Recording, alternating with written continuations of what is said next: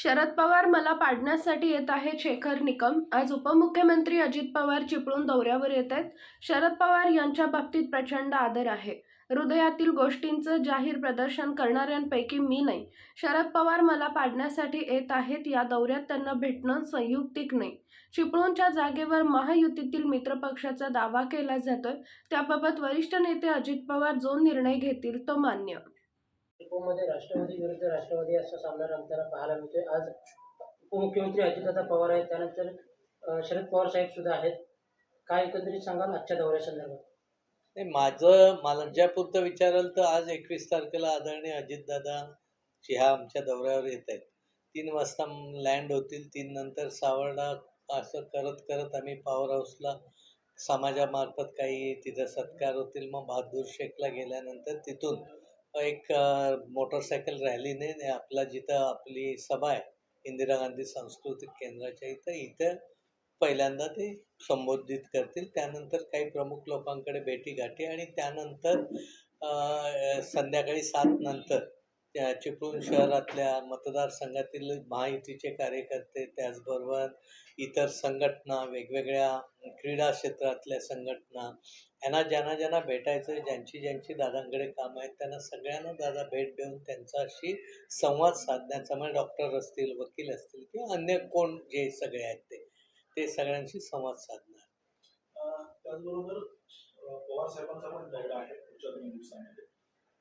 पवार साहेबांचे तुमचे नातं जे आहे ते वेगळं आहे. त्याच दरम्यान या दौऱ्याच्या दरम्यान पवार साहेबांची खरं भेट घेणार नाही, आता एक लक्षात घ्या, त्यांच्याबद्दल प्रचंड आदर आहे, सगळं आहे, सगळ्या गोष्टी आहेतच. त्या मनात कुठं हृदयातल्या गोष्टी कधी जात नाहीत. आणि माझ्यासारखं असं आहे की त्या हृदयातल्या गोष्टीचं कधी जाहीर प्रदर्शन करणाऱ्यातला मी नाही. त्यामुळे आज ते येत आहेत, ते मला पाडायला येत आहेत, ही पहिली गोष्ट लक्षात घ्या. आता आज काय ते काय असं काय कुठच्या कार्यक्रमाला येत नाही. तर इथं ते प्रामुख्याने येणार आहेत, ते इथला उमेदवार राष्ट्रवादीचा लाभ कसं करता येईल ह्याच्यासाठी येणार आहे. त्यामुळे ह्या दौऱ्यात भेटणं हे कार्य सगळ्याच्या दृष्टीने, माझ्या दृष्टीने तर संयुक्तिक नाही. इतर कुठच्या कार्यक्रमाला असते तर निश्चितपणे मी त्यांना भेटलो असतो. एवढी वर्ष तुम्ही त्यांच्या सोबत आहात, पण आज पहिल्यांदाच तुमच्या बॅनरवर त्यांचा फोटो नसणार आहे. वस्तुस्थिती आहे, जी परिस्थिती घडलेली आहे ती तुम्ही बघितलेली आहे. तर त्या परिस्थितीतून जात असताना शेवटी जसा डिवोर्स होतो आणि मग मुलाला बाप किंवा आई असं ते सगळं असतं आणि नंतर ते असतं ते असतंच ना. त्याला काय, शेवटी ती प्रक्रिया आहे. आज राजकारणातली ही जी परिस्थिती आहे ती असताना मी आज आदरणीय अजितदादांचा उमेदवार आहे. मला इथं सर्वसामान्य कार्यकर्त्यांपर्यंत माझा अगदी नेटवर्क आहे. मला प्रचंड विश्वास आहे की आपण त्या साध्या कार्यकर्त्यांच्या जीवावर ही निवडणूक लढवणार आहे आणि ती जिंकण्यासाठीच आपल्याला लढवायची. काका पुतण्याच्या दोन्ही सभा एकाच मतदारसंघात एकाच ठिकाणी होत्या. आता ह्याच्याबद्दल मी कसं सांगू? कारण मी असं आधी ऐकलं होतं की ते फक्त आधी मंत्र्यांना टार्गेट करणार आहेत, पण आता मलाच पहिला टार्गेट आहे ना. मी आता त्या टार्गेटला कशी फाईट द्यायची आणि त्यातून कसं यायचं हे माझं स्किल आहे ना. सर, सगळ्या गोष्टी वाटतात. आता कोकणात तसं म्हटलं तर राष्ट्रवादी काँग्रेसकडे अर्थात अजित पवारांच्याकडे आपल्याला एकमेव मतदारसंघ आहे. तुमच्या त्या चेहरा आहे, निकम शहर म्हणून एक वेगळा आदर आणि त्या बाबतीत पाहिलं जातं.